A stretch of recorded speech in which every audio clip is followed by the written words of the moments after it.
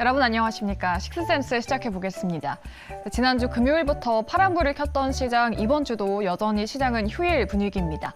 내일 휴장이기도 한데 수급이 좀 매우 잠잠하죠. 외국인과 기관의 양매도가 나왔고요. 하락 종목수가 월등히 많았던 그런 시장이었습니다. 그래도 이 안에서도 오르는 테마가 있었는데 지금 잡아볼 수 있는 섹터는 어떤 게 있는지 두 분과 함께 자세하게 알아보도록 하겠습니다.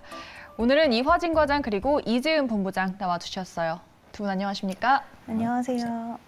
네, 오늘은 세 가지 섹터로 오늘장 분석해 보도록 할 텐데요. 첫 번째 키워드부터 만나보도록 하죠.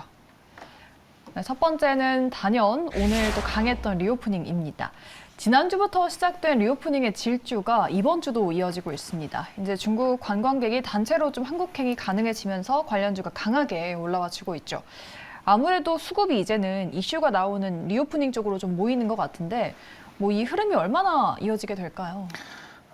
일단 2019년에 대한 흐름으로 좀 가지 않을까 생각을 하고 있는데, 이제 이번 주말을 통해 가지고 이제 증권사 리포트들이 대부분 오늘 굉장히 좀 많이 나왔습니다. 컨센을 어느 정도 하반기에 좀 상해를 좀 잡는 모습이고, 그만큼 실적이 나올 수밖에 없는 상황이죠. 그만큼 그동안 이제 리오프닝을 통해 가지고 계속 꾸준하게, 사실 그동안 롯데관광개발이나 이제 카지노주들이나 이제 호텔신라와 같은 면세점 관련 이슈들도 그다음 주가가 못 올랐다는 거는 사실 일본만으로는 실적이 예상치가 생각보다 나올 수가 없는 상황이었고, 이미 작년 12월쯤에 중국이 리오프닝을 하게 되면서 사실 올해 나올 리포트에 대한 컨센이 굉장히 크게 잡았었습니다. 하지만 중국이 계속 꾸준하게 이제 그런 3월달까지 리오프닝을 어느 정도 보류하는 흐름이 나왔었기 때문에 어느 정도 실적이 좀 둔화되는 모습이 나왔던 것 같고, 지금 사실 중국이 디플레이션이니 경기가 안 좋니 부동산 리스크가 있다 하더라도 결국에는 이제 쓸 사람 좀 쓴다라고 좀 생각을 하고 있습니다. 그만큼 이제 우리나라에 들어올 유입이 굉장히 클 것으로 보이고 있고,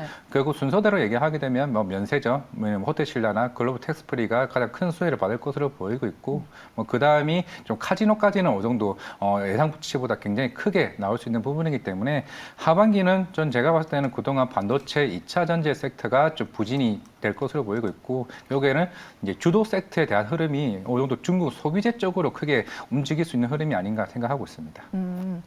과장님은 한 2주 전에 공략주로 이제 아모레퍼시픽을 가져오셨었는데 목표가를 달성을 했거든요. 화장품주가 리오프닝 안에서도 이제 주도주로 조금 역할을 하게 될까요?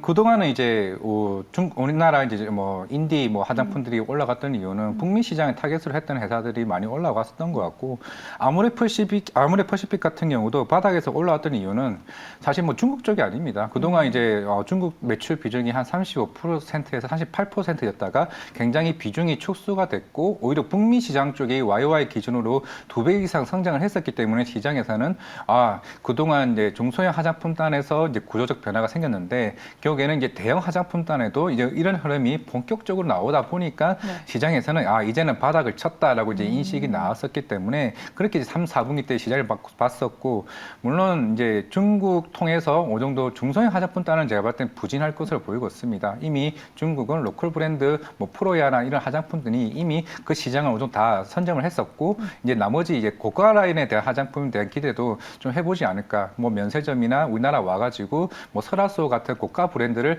어느 정도 한 번쯤은 이제 터치해볼 수 있는 부분이 아닐까 생각을 하고 있기 때문에 큰 기대보다는 어느 정도 이쪽에서 조금의 성장은 나올 수는 있다 정도로만 좀 보면 되지 않을까 생각하고 있습니다. 본부장님은 리오프닝주에 대해서 어떤 시각을 갖고 계시는지, 사실 중국 경제에 대해서 약간은 부정적인 전망도 많잖아요. 그런 부분까지 합한다면은 리오프닝 중에 대해서 어떤 시각을 좀 가질 수 있을까요? 일단은 10일 때 이제 단체 관광 허용하고 나서 지금 크루즈선도 굉장히 너무나 제주도 방문 예약도 핫하고 좋게 보고 있고요. 일단 명동 거리도 다시 한번 활기를 떼고 있고 좋게 보긴 하지만 우리가 좀 주의해야 될 부분이나 체크해야 될 부분은 있다라고 생각을 하는데요. 이제 15일에 중국의 실물 지표 발표가 있습니다. 이때 내일이죠? 네, 내일인데 이때 변동성이 나올 수 있는 부분도 좀 체크를 하고 가야 되지 않을까라고 생각을 해요.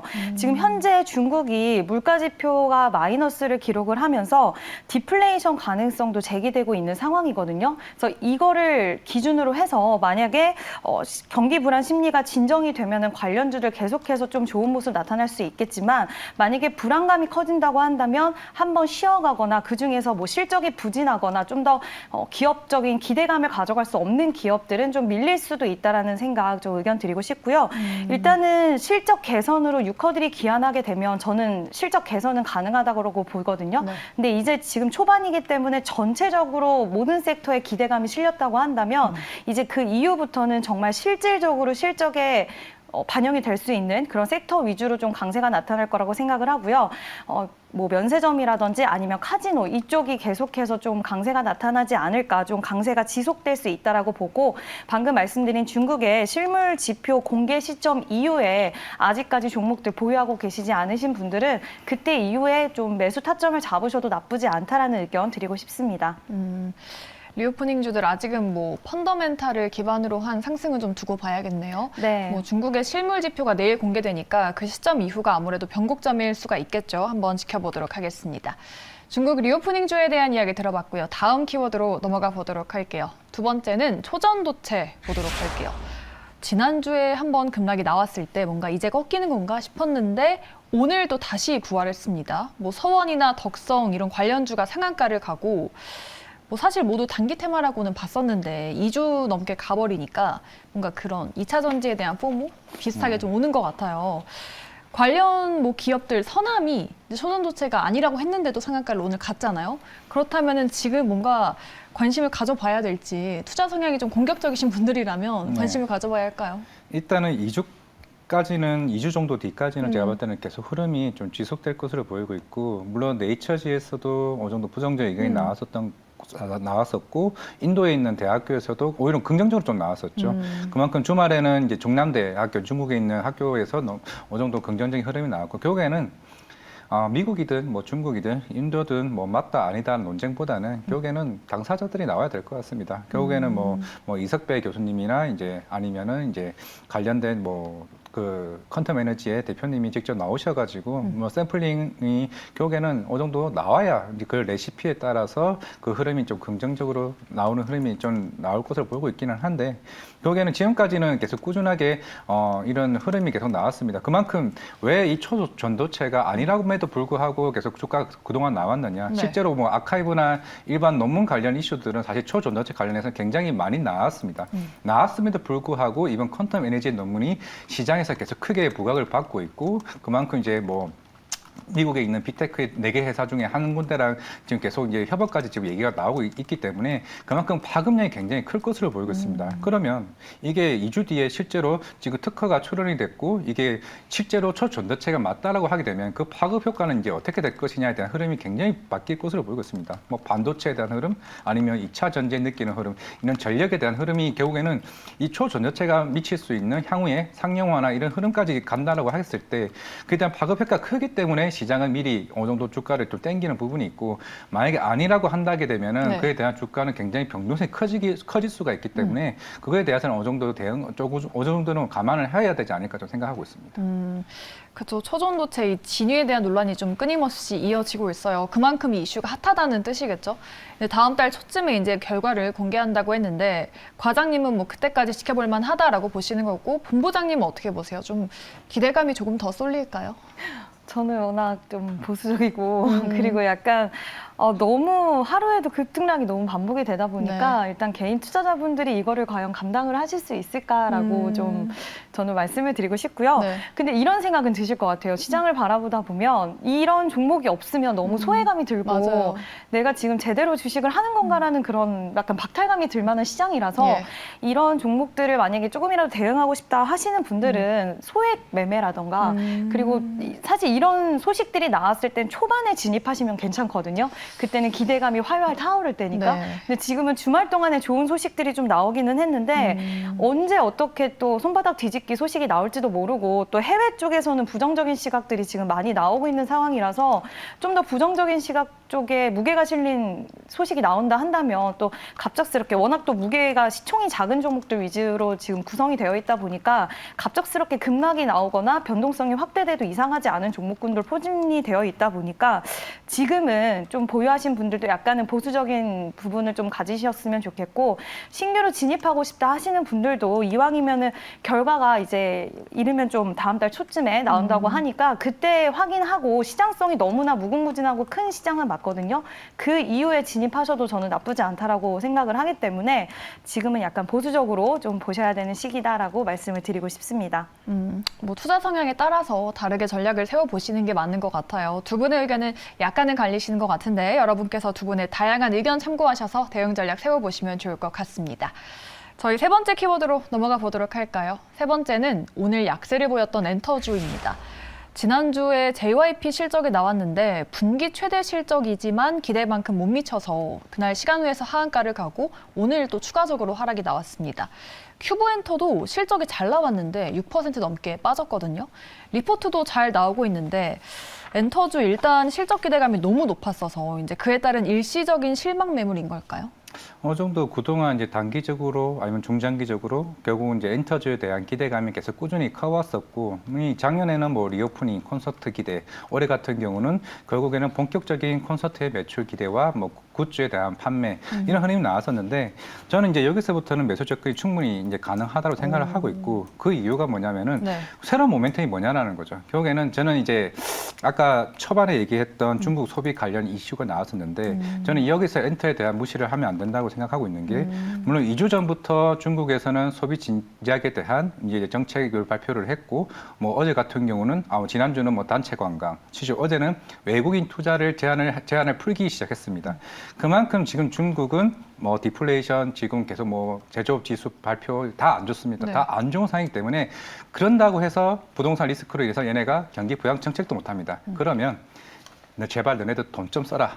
단체 관광이든 뭐든 돈 좀 써라이기 때문에 결국 중국에서 콘서트가 재개될 이슈가 결국 다음 이슈이지 않을까라는 저는 조심스럽게 생각을 하고 있습니다. 저는 올해 1월부터 중국이 우리나라 엔터 콘서트를 열만도 한대라고 이제 생각을 하고 있었는데 만약 여기서 푼다라고 하게 되면은 실제로 결국에는 우리나라 엔터사들에 대한 멀티 레이블이 본격적으로 잘 되어 있는 체계가 잘 갖춰진 엔터사들에 대한 흐름이 굉장히 커질 수 있다고 생각을 하고 있고 실제로 중국에서 콘서트가 열리게 되면 현재에 대한 컨센보다 매출이 적어도 20%에서 30% 정도 벨리업을 할 수 있는 상황이 될 수밖에 없습니다. 결국에는 많은 아티스트를 보유하고 있고 이 많은 아티스트들이 중국에서 내보냈을 때 굿즈 판매나 앨범이나 이제 콘서트 매출이 빠르게 많이 올라올 수 있는 성장할 수 있는 이런 엔터사들을 이제는 조금 선별을 해야 되지 않을까라고 생각하고 있습니다. 리오프닝에 대한 이러한 이벤트가 이제 엔터주로서 중국 콘서트 재개에 대한 모멘텀으로 이어질 수 있을 것이다. 이제 그게 새로운 성장 동력이 될 수 있겠다고 보시네요. 본부장님은 이 엔터주들 실적이 컨센 대비해서 못 미쳤다는 부분을 좀 어떻게 해석하세요?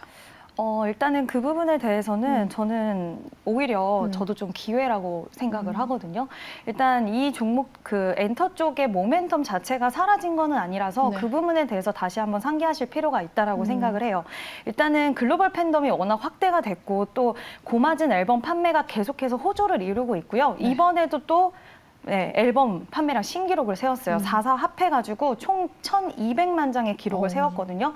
이러한 부분은 변함이 없기 때문에 이러한 모멘텀들을 계속 기억을 하셔야 된다라고 생각이 되고요. 그리고 정말 한류 열풍이 대단해서 지금 K-팝의 대중화에 따른 다양한 IP 실적에 대한 누적 같은 부분도 우리가 기억을 해야 되고 아이돌을 정말 잘 키우고 있습니다. 우리나라 그룹 그 기업들이 진짜 인정을 받았어요. 아이돌 제작 기술력이 있기 때문에 지금 실제로 외국에 나가서 오디션도 진행을 하고 있고 이런 부분들이 더욱더 엔터사들의 이제 아이돌을 직접 개발하고 또 현지 나가서 현지화를 하면서 더욱더 또 다른 수익성을 끌고 올 수 있다라고 생각을 하고 있거든요. 그래서 저는 일단은 기대에 비해서 조금 하회한 부분은 있긴 하지만 아직까지 모멘텀은 계속해서 유효하다라고 생각을 하고요. 8월 달에는 컴백이라든지 데뷔가 없었어요. 그래서 공백기가 좀 발생을 했는데 9월 달부터는 다시 데뷔라든지 또 아티스트들의 귀환이 있기 때문에 그때 다시 한번 불을 또 붙여줄 수 있는 재료들이 나온다라고 생각을 하거든요. 그래서 지금 당장은 오늘 좀 JYP가 많이 밀려서 난 좀 불안하다 하시는 분들 계실 수 있겠지만 저는 오히려 기회라고 볼 수 있고 이거를 그럼에도 불구하고 한 번 더 확인하고 싶다고 하시는 분들은 좀 길게 호흡을 가지고 중장기적으로 엔터주들은 좀 지켜보시다가 적절한 타이밍에 매수를 하셔도 저는 좋다라는 의견 드리고 싶습니다.